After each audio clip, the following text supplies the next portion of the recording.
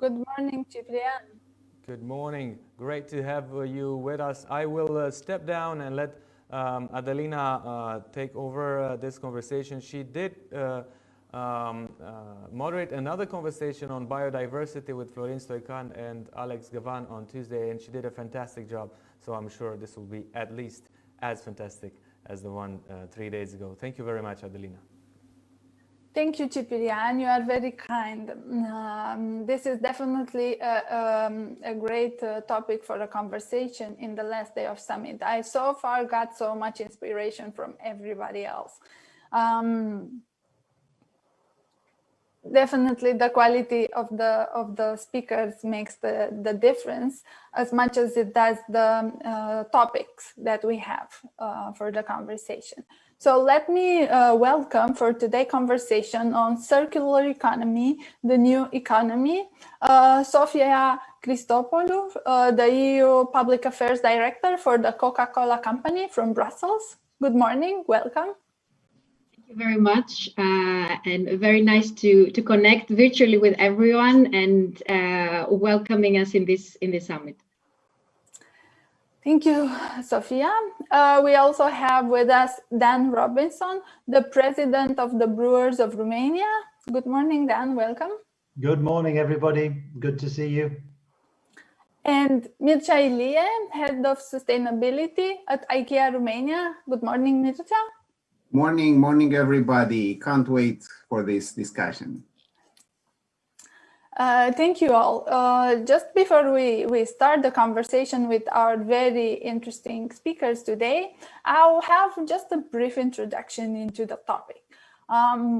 Since the Industrial Revolution, the rapid pace of technological progress has actually continued tremendously. The resulting innovations mean that many now have access to products from all over the world at affordable prices. These products have brought many of us levels of material comfort unimaginable to previous generations. So it's the best time we are living today, the best time this world ever had. But our way of doing things is reaching its limits, basically. We have taken resources from the ground to make products which we use, and when we no longer want them, throw them away. They make waste. We call this a linear economy. And when something is not working any longer, we need to change it, right? The circular economy is an alternative to this linear model we are currently using. It's an instrument to decouple economic growth from resource use and environmental impact. It not only addresses the negative impacts of linear economy model, but more importantly, it represents a systemic shift that builds long-term resilience, generates business and economic opportunities, and provides environmental and social benefits. So what if we could actually thrive using less resources in a wiser way? Tackling how we manage resources, how we make and use products, and what we do with these materials afterwards. And maybe it is more than an environmental or economic project. Maybe circular economy could be a new cultural project for Europe, a systemic change with own aesthetics. If I am to use the words of the President of the European Commission, one that will blend design and sustainability. And as it happens with any movement, business will adapt. I think it has probably the best skills and resources to do it. And we have with us today some leaders from consumer industries that actually could provide us very insightful thoughts on how these industries and business can adapt to the new circular model. I will start actually with asking what circular economy means to them and why they are here to talk about it. Why is it important for them? And I will start with Sophia. Sophia, why is it important for you to talk about circular economy, and what does this concept mean to you? Thank you very much, Adelina. I think you tried to put everything in the summary, and you managed it very well because it's a broad subject. For us at Coca-Cola, circular economy means doing business the right way, not the easy way. And it is part of our sustainability strategy, together with the work we are doing on water replenishment and our action on climate. And as you said, we are rethinking how we're bringing our beverages to consumers, what kind of packaging to use, and of course, whether a packaging is even needed in the first place. So imagine a world where each and every piece of packaging is produced and sold and then is also collected and recycled after use. So a world without waste. This is our packaging vision and strategy. That's our and we aim to introduce you to this concept. We aim to collect and recycle every bottle and can we produce and we sell by 2030. So 100% globally. While also, of course, reducing the use of virgin packaging materials. And that's also, you have examples like that in Romanian market. We can discuss that later on. So more recycled plastic and more renewable materials. And of course, using packaging that is 100% recyclable. And a final word on that, I think we should not forget how the circular economy and what we are all doing in this space can influence our efforts on climate, right?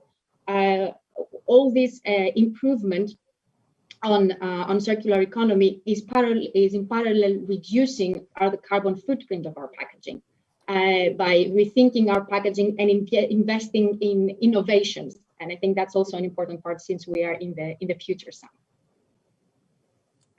Thank you, Sophia. Dan, could you also jump into this question about what circular economy means to you and why do you think this conversation is important today? Sure. I mean, I think Sophia put it excellently, so I'll try not to recover some of the points around energy and packaging because I fully concur.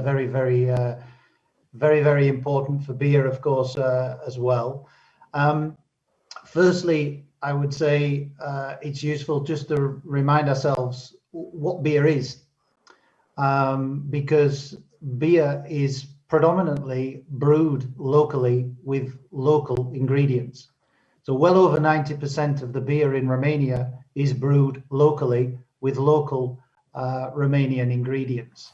So circularity is, is very close to our hearts.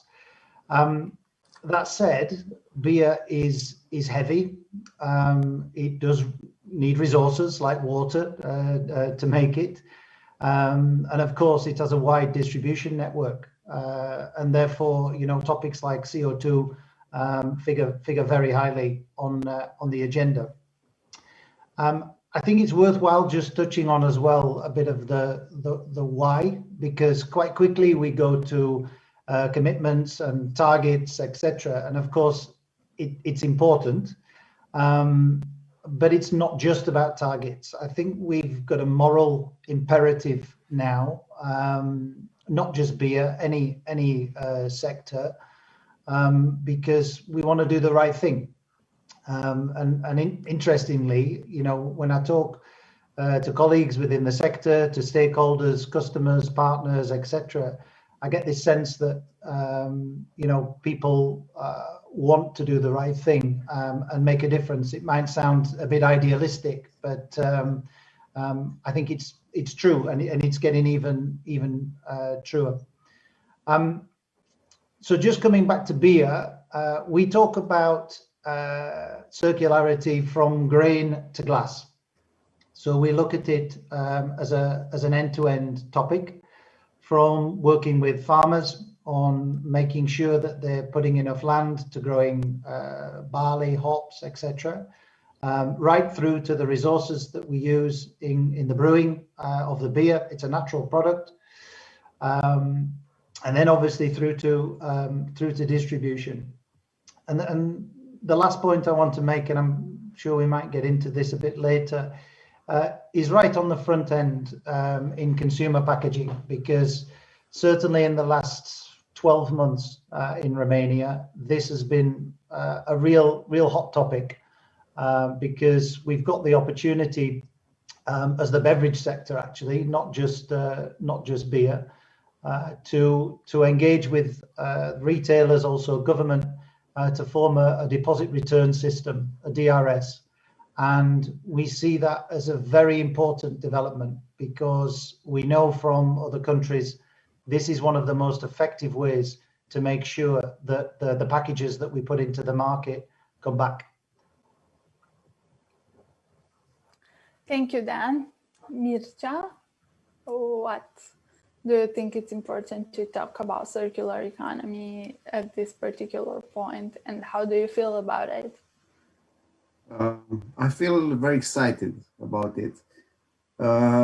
In the 1970s or 1980s, we've been taught that most probably we will reach the end of our mineral resources by 2020, 2010, especially regarding oil and gas. We were looking then.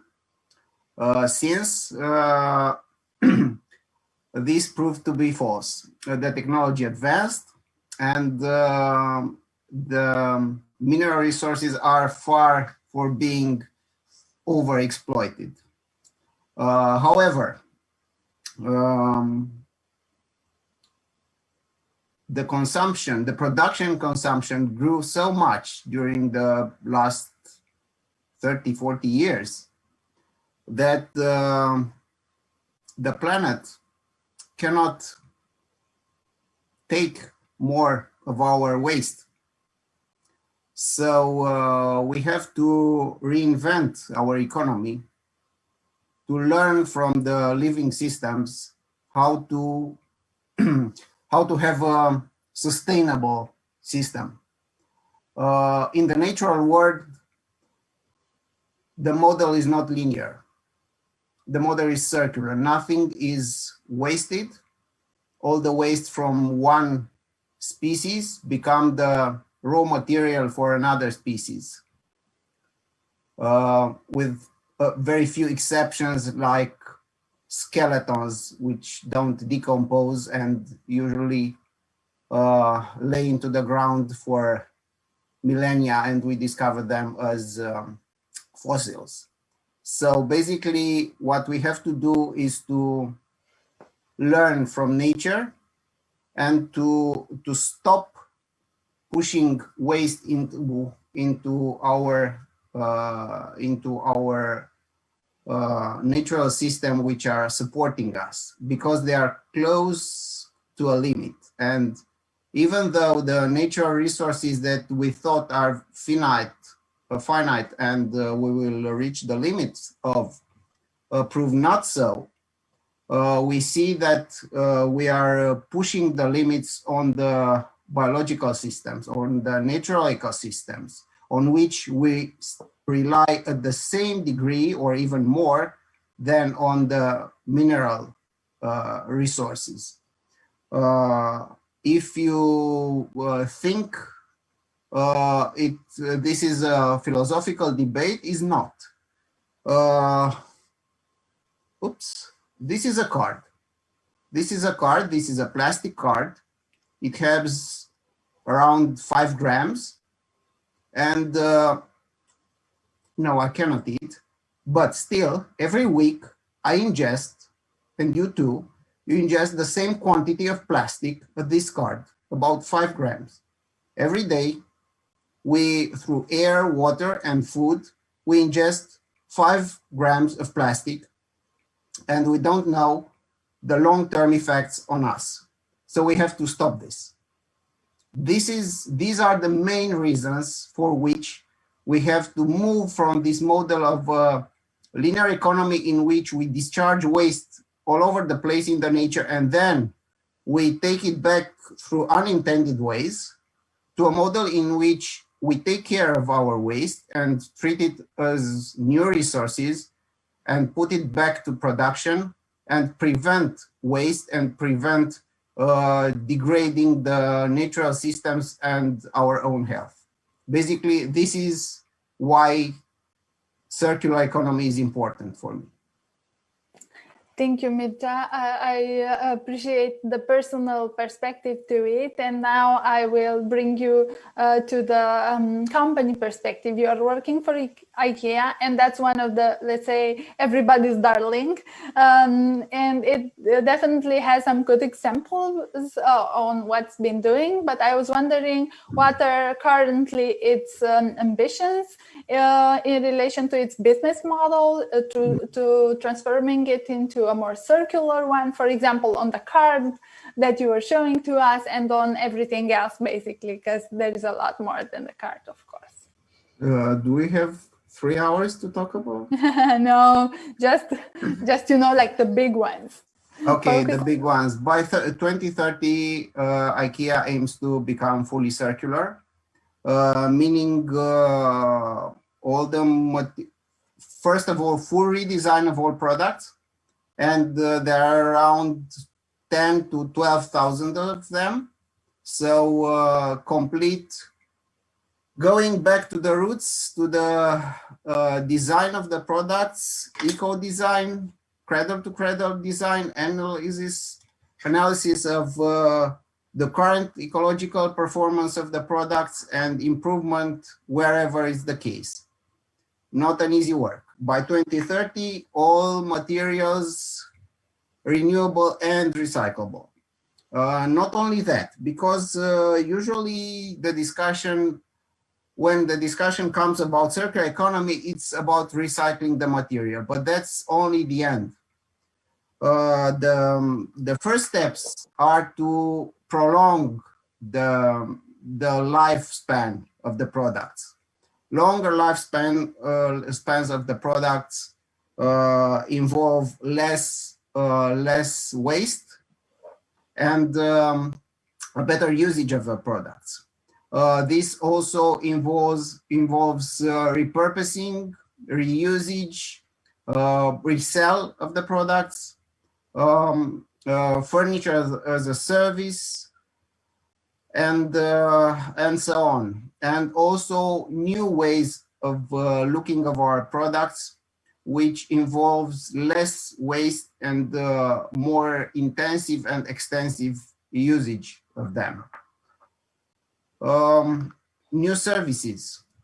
For 1 year now, in both Romanian stores, we are buying back used IKEA furniture, which is in a good shape, and we are reselling it, so giving it a new life to other customers. And our old customers can renew their furniture in their home. This is one step. We don't only want to sell new products, and the proof is that IKEA also opened in Sweden as a pilot a store which sells only used furniture, or pre-loved, as we put it. Thank you, Mircea. This is very ambitious. I would say even more ambitious than the EU targets for neutrality. So you are even one step further than the EU itself is getting. Yes, it's very ambitious. It will be a complete change of our business. And a few years ago, and when I first heard about these ideas in the company, I said to myself, oh, these guys don't understand which this will lead to, but they do. But they do, yeah, thank you. I will now move to Dan, asking, where we've heard a bit about their industry's ambitions, but I was thinking in terms of business models and how they look at suppliers and consumers, maybe, because contrary to what IKEA is doing, because it's selling a product that can be reused, actually the beer, you once drink it and it's gone. What other ambitions do you have in terms of your business models for the brewers then? I think, yeah, you drink it and it's gone. This is true. The there are a number of initiatives and programs that we do within beer on the individual businesses in beer. Yeah, so the things I would hope by now that you would expect to see from big businesses, you know, programs around CO2, energy efficiency, etc. Incredibly important.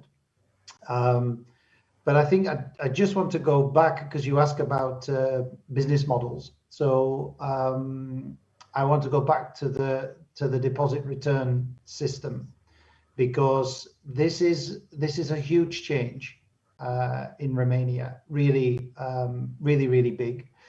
I think quite often, if you're not close to the industry, you would think, okay, well, you know, consumer pays a deposit, they return the package, they get the deposit back, that's it, right? In reality, it is a huge infrastructure project. So when the system comes into place, overnight, this will be one of the biggest logistic operations in Romania.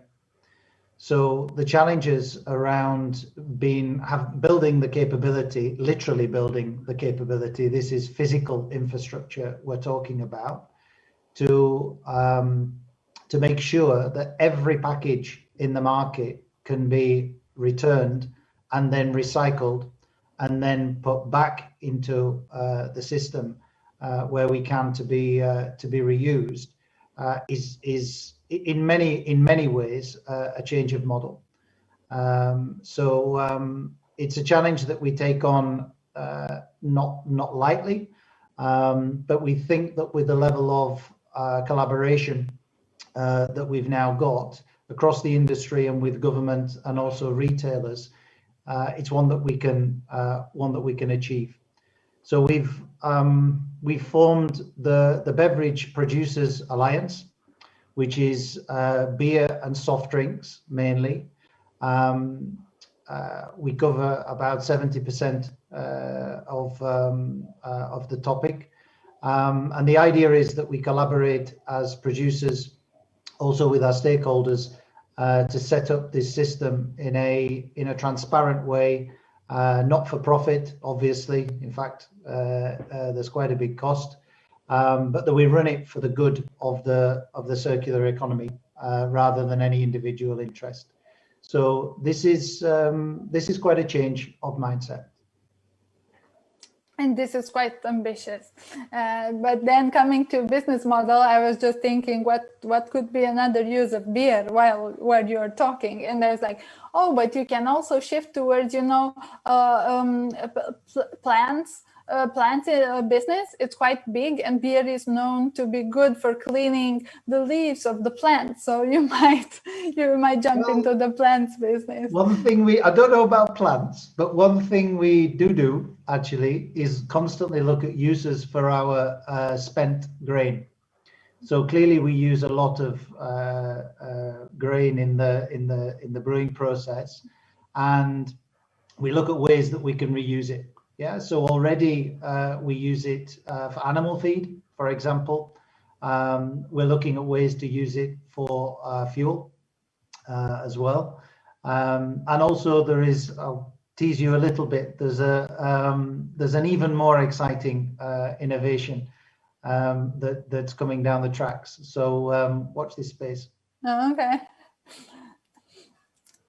Sophia, you also touched upon some of the ambitions Coca-Cola company has on circular economy, but maybe if you look at consumers, what do you think they can ask for, and what do you think you can provide? And if you're also considering other, you know, ambitions towards other business models, maybe?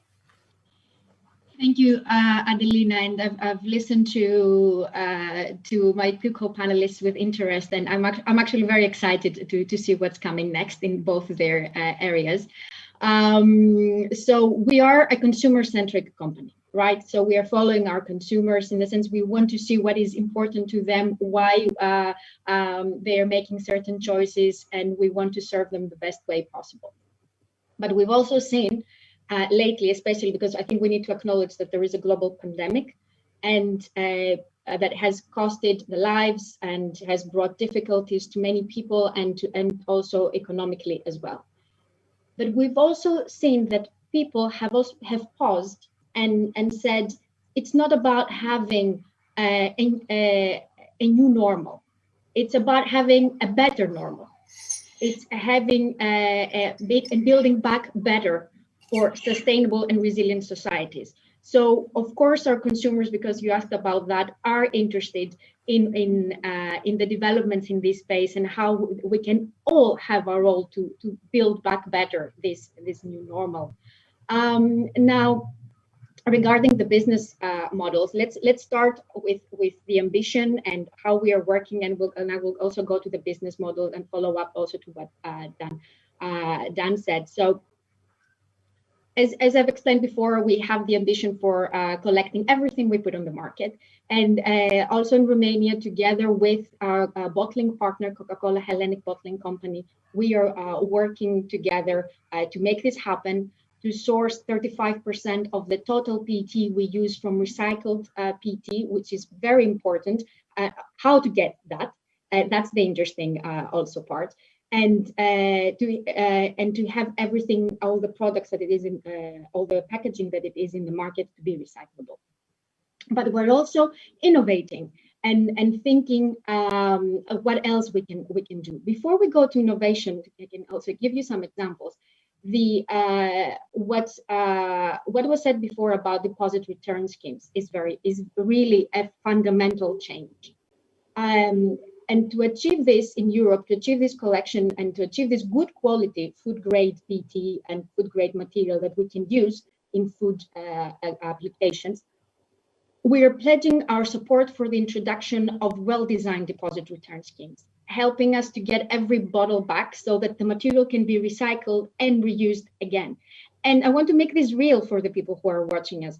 There is a very clear way of how you can see this result. When you have good material as input to this system, then you can have your packaging of the water, for example, that you have, to be from 100% recycled PET, as the water we have in Romania, Dorna. So it has 100% made from PET, and we use it 20% across all our portfolio. That's one case.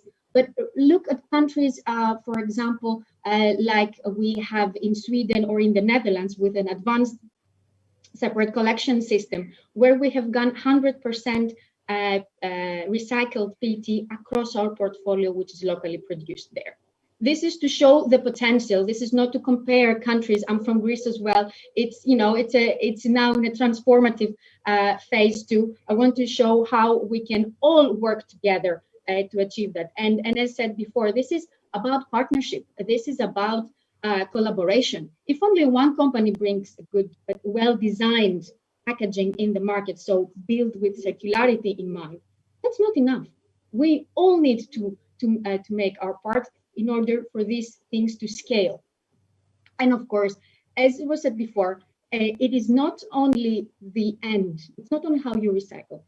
It's also how you think to design your product from the beginning. And we are also thinking about refillable solutions, package-less solutions, dispensed solutions. There are many ways of how we can bring to the consumers, again, the beverages that they want. But there is also a role for packaging. And the packaging that it is, when it needs to be used, it needs to have high standards, be recyclable, and also have, and when it has recycled content, it's a fully justified part of the circular economy. And this is how we can all help close the loop. And I don't know if you want to discuss now or later also innovations like the paper bottle or the marine bottle that I'm trying to make it tangible for people. So circular economy sometimes is very abstract, but I think it's, as Mircea said before, the card, it's important to make it more tangible. Virtually is not easy, but at least Yeah, maybe you can present it as something that's fit for the future for my coming question, and we can also show the picture. Yes. But you have really big ambitions, and then I'll ask you, what keeps you actually from achieving them faster? I understand it's a system. It's very clear that you're not alone. None of you is alone in any industry. You're part of a bigger system. If you are to pick one, maybe or two challenges within this system that keep you from achieving your ambitions faster, what would that be? Because if people hear about it, maybe some ideas on how to fix that will come. Thank you very much for this question. One is actually the collection and recycling of good quality material. That's fundamental. The second is, and I offer it, I think it's not a challenge. I don't want only to say challenges. I want to bring in solutions in a way too, or ideas for solutions. We are fully supportive of the EU Green Deal and the EU Recovery Fund that the Commission and the governments have brought forward. And one very important pillar is green recovery. So there, I think we need to use part of these investments for enhancing circular economy and supporting recycling. So collection, infrastructure, recycling, which can be now supported because there is also demand from our side to be able to use good material. The other thing is that we are the obliged industry by the EU legislation to use recycled material in our packaging. And therefore, it is important for us to be able to have access to this material. Otherwise, if you downcycle a food and beverage packaging, you cannot upcycle it again to food and beverage packaging. So we need to make sure that we can have this material. And big challenge, which can be solved with collaboration and learnings, is innovation. And innovation on recycling techniques, so mechanical recycling, enhanced recycling, that's one. But also innovation on how we can, collaborate with other companies, either from FMCG, but also different companies that develop these technologies and scientists to do that. So I think I gave 3-4 areas where we would need to focus, both us, the policymakers, and civil society and scientists, and to work together. Thank you. Then your industries are to a certain extent much alike. What are your challenges on this? Well, again, I can't agree more actually with what Sophia said, but I'll try and pick up on a few things. So just using that collaboration word again, right? So and I'll use the deposit return system just because it's a very relevant topic. We started to see the legislation yesterday, and we've talked about it a bit today. So, we are set up as companies within industries to compete with each other. And the risk is that this topic also gets a little bit distracted by the natural competition that should exist between businesses, right? We're not necessarily set up to collaborate. We talk about it a lot. We talk about partnerships, working together, etc.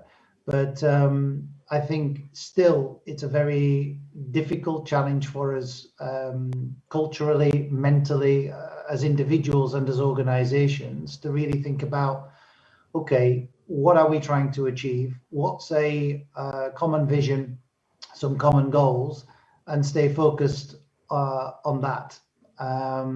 So I think the culture of collaboration and trust, and this is not just a comment on business in Romania, but more generally, but it's very true here. I think is sort of a challenge for us, all. I think as well, it would be inappropriate of me not to recognize the impact that the pandemic has had on business, So I think there's a genuine will to change things. I see that across the industry. But equally, you know, COVID has had a very, very hard impact on the industry. Many businesses are having a very, very, very tough time, not just the producers, but also the end customers. And that means resources are scarce, you know, and a lot of the innovation and changes that are needed cost money. So and that's not to say that that's an excuse for not doing these things, not at all. But I think a challenge is making sure that we keep this a top priority and make sure that you know, sustainability, circular economy, etc., gets the attention and the resources that it needs, because it really is a you know, a strategic topic. I will stay with a further question to you, and then I'll move back to Mircea. Does it make business sense to go circular for the brewing industry? Without a doubt. It's not a and also we talk a little bit about as if it's a choice, right? It's not really a choice. And I think it's something we want to do as humans. You know, I don't talk to really anybody these days that says, why are we doing this, right? I mean, that's just gone, generally speaking, right?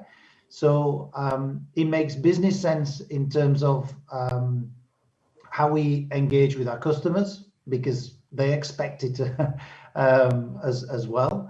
Our colleagues, our employees have high expectations in this area. So I think it's about also engagement within our businesses, and ultimately that delivers results. And you know, we've talked a bit about following consumers, and I think it's true. We need to, as consumer businesses, we do need to follow, but actually in many areas we need to lead. And you know, there are in Romania, I've had quite a few people say to me, you know, well, perhaps the consumer expectations are not as high as they would be in the Netherlands, right? And I'm not going to say whether that's true or whether it is not true. To me, it doesn't really matter, because they will be.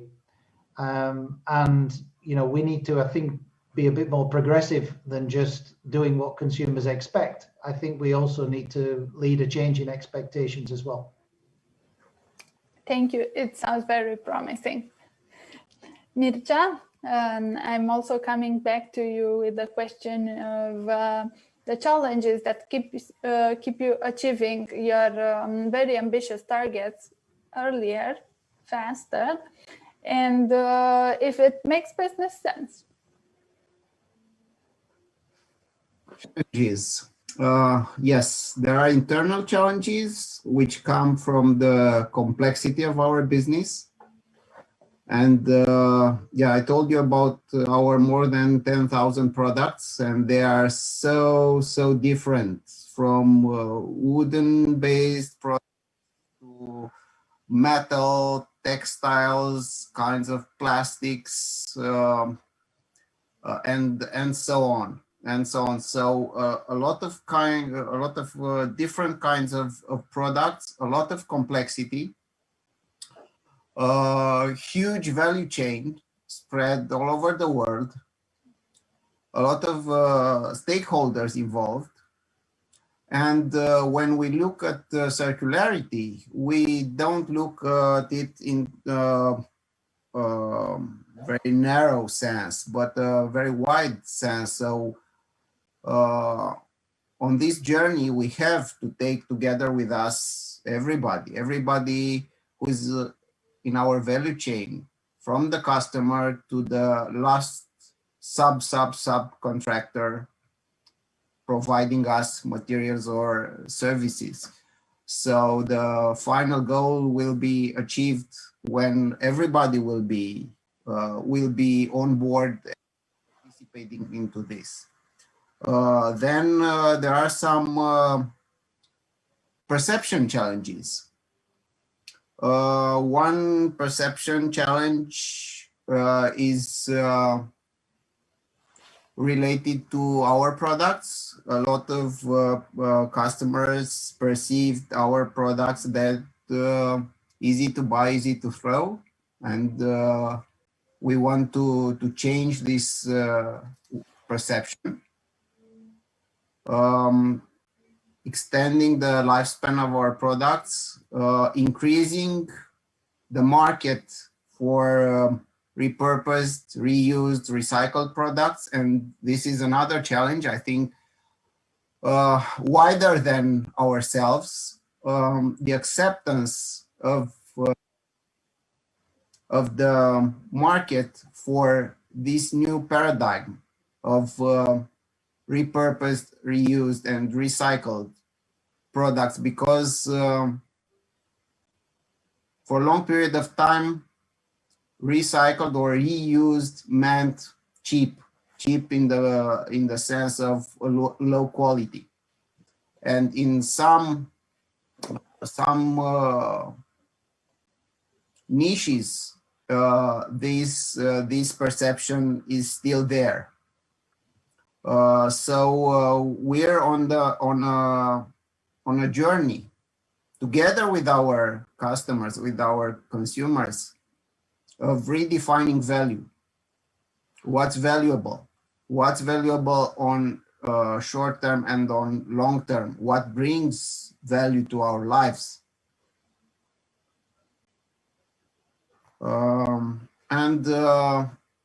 Another perception hinder was that sustainability in general is either too expensive, or when it's not expensive, it means to go back to the living standards of the cave humans, which is not true. So we're on a journey to make sustainability affordable and at a high living standard. And that's not an easy job. Which was the second question, please? If it makes if it makes business sense. Yes, it does. Definitely, it does. Already, it does. It makes business sense. And based on what I've told you in the beginning on the challenges that we are facing as humanity, it will make even more business sense in the future. So it's better to ride the wave and to be among the first companies to embrace change. So change is easier to be made when it's earlier. It's easy earlier than later. And it already makes business sense. We already have in our range products that are made from recycled material.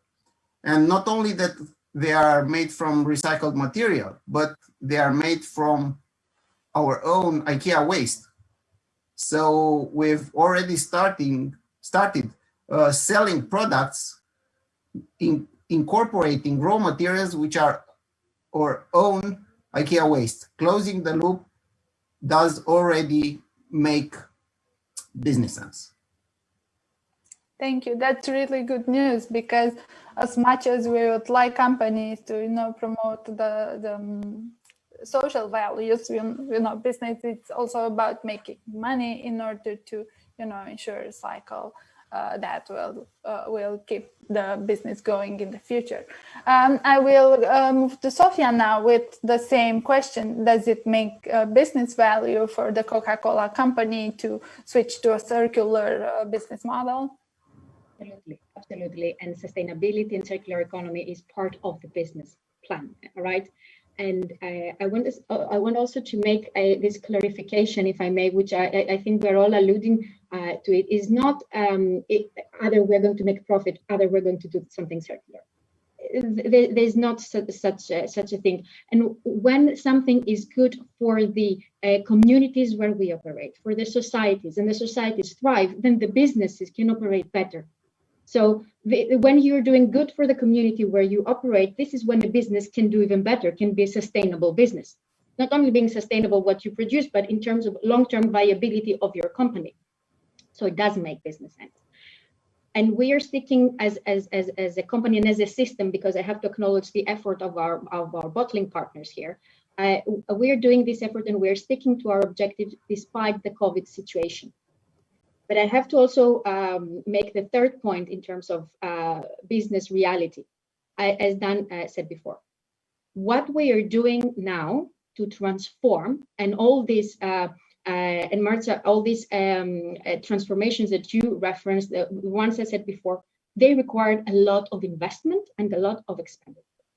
And it's something that the business want to do, right? We're not questioning whether we're doing the right thing or not. We know we need to do it. But what we need to have is certainty and predictability in terms of the policy and legal frameworks, because otherwise you cannot be changing the goalposts every 1.5 to 2 years. These are investments. We were looking to the future long term. And this is very important to know, okay, this is the direction we are going to, and then we are going to all work towards that objective. Work together when we can, compete when we can, and lead, and as we said before, where we should. But there needs to be there needs to be a recognition, not a recognition, an understanding that these are this is not something we can change every year, right? So and we need to have products that can stay in the market. Thank you. Luckily, we have a long-term goal coming from the European Union, but not the same thing could be said at national level yet, but we are working on it. Yeah, look, this is where we also help, right? When we are when we say we want to reuse part of our waste, or when we want to use the waste, when we're setting up the deposit return schemes, these are, we are together. Yeah, well, it's slowly coming. Luckily, we have the EU to be very ambitious, and then it's coming at national level as well. You also mentioned innovation earlier, and working together has also been mentioned a couple of times during this conversation, and we already have questions from the public, and I would be really happy to start taking them. And one of the questions was, if you are working with entrepreneurs, and I would also add with entrepreneurs on innovation for circular models, products, eco-design, anything like that. And if you have an example on that. You asking me? Yeah, let's start with you, because you were the one, I think, first to mention innovation. Yes, of course, there are plenty. Some of them I cannot talk to you about, some of them I can. Coming up soon. Yes, stay tuned. Now, it's one pillar of our strategy is to work with innovators and scientists. I can give you the example of the paper bottle. Can the technical staff support us to show the paper bottle, please? And I am mindful of the time, so I will speak over so the colleagues also can jump in with their examples. So one example is the 100% paper bottle, which we want to create, and we created the first generation prototype of that, which is in collaboration with Paboco and the Paboco Pioneer Consortium, which includes other companies beyond our that they are not a soft drinks producer. They can be cosmetics producer or other types of producers, and in order to bring in these different aspects and also the investments that are needed. And we managed to, we haven't arrived to the 100% yet, but that can be recycled as a paper, as real paper in the end. That's the ambition. It still has a paper shell. It has a plastic line. I don't know. Yes, it's the white one. You see, it has a plastic liner inside, which is made from recycled PET, which can be recycled again. And this is one example. Now it goes through rigorous testing, but it's not perfect. But I wanted to show you what the innovation journey means. you don't know always that what you embark with innovation and collaboration will be 100% there, and you're going to have it ready with a red ribbon and offer it, right? This is how we're taking learnings as well, to apply them to our next to the next investments, or the marine bottle that you saw before, which is made from unrecyclable now plastic. It's recycling the unrecyclable using enhanced technology, enhanced recycling technology, to be able to create a bottle from 25% of a plastic cleaned up by the sea, which normally we couldn't use for food grade technology. But we made the first global prototype for such a purpose. And of course, we worked to the question that the person had there. We worked with Indorama and with others to make this happen. Thank you. I think this also encourages young innovators to, work, develop their ideas and come to you to work together. I will move with the same question to Mircea. IKEA is also working with innovators internally or externally, and if you have any such example. First of all, the design of our products is quite centralized. It's done in Sweden, in a different company, because IKEA is not one company, it's an ecosystem of companies. So the design of products is basically not done in the countries, in the markets. It's done in Sweden. But there, yes, there are not one, but tons of partnerships with the external stakeholders in all fields, starting with innovation and product ideas, to, I don't know, IT solutions, and of course circularity.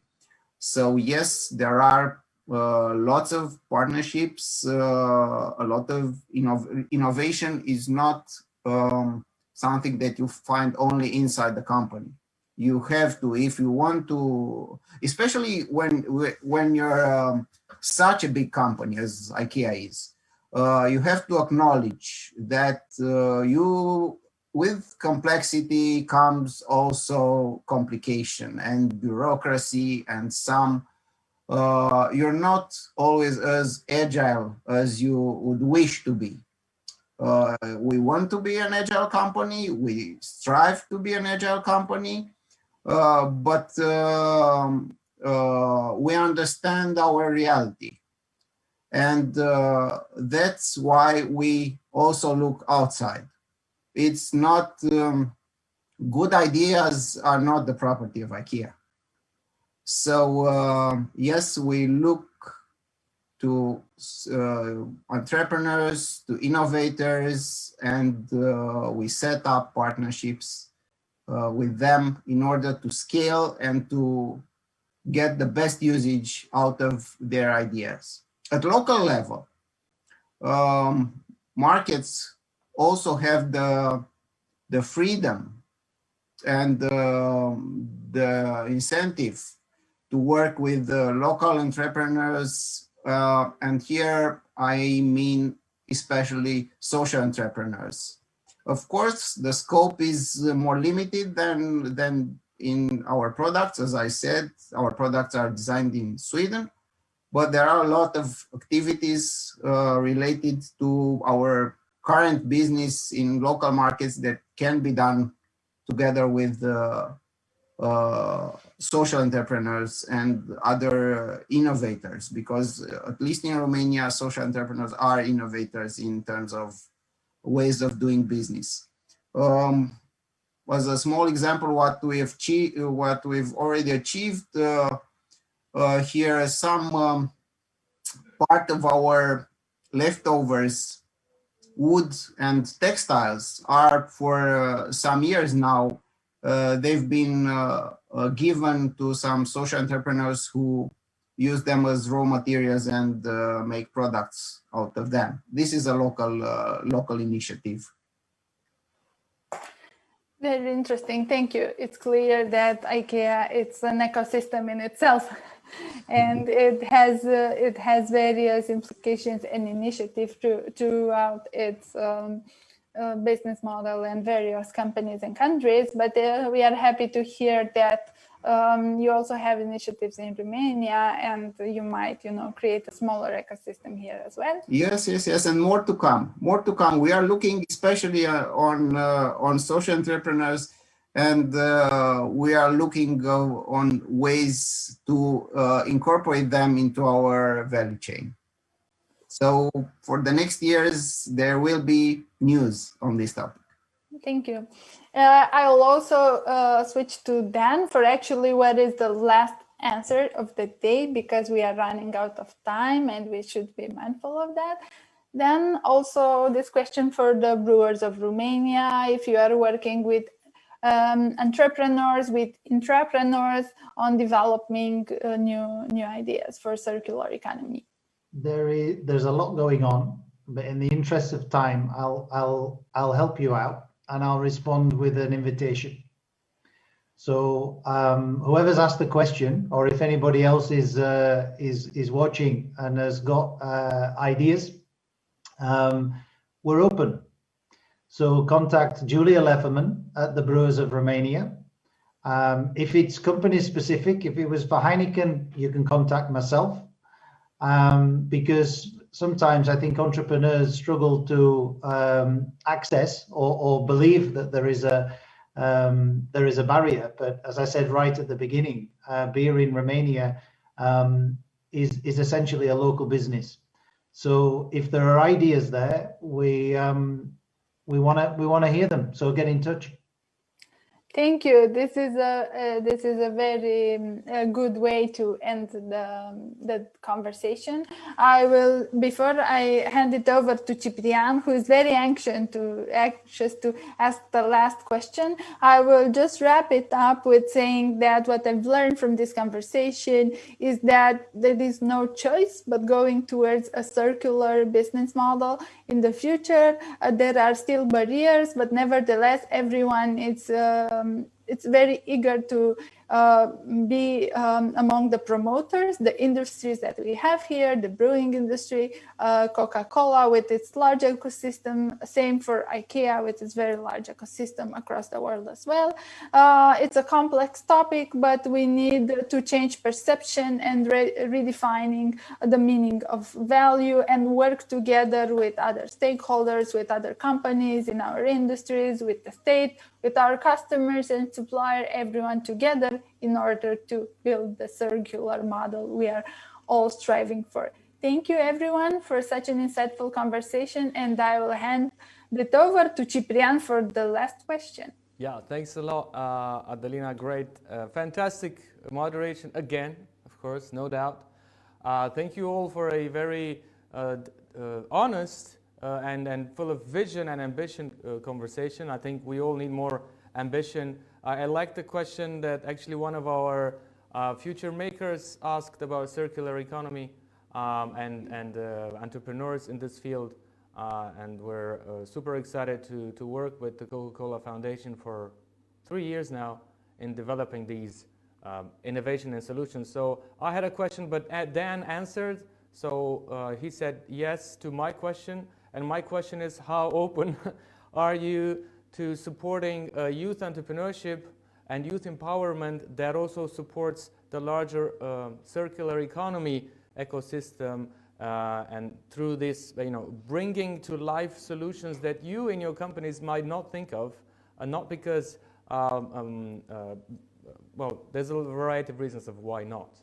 But I think fresh ideas and fresh startups are going to change the world. Much like what you do in your own R&D. We do have, by the way, today a session from Romanian time on the future of corporate venturing and R&D commercialization with Lars Rosel from BHH, Ercin Exin from Rocket Internet, and Diana Florescu from Grai Ventures, so stick with us. So my question was yes from Dan, obviously yes from Sophia, because we do work. Mircea, you're the last in line. Are you open to supporting and getting input from youth entrepreneurship at the European or Romanian level?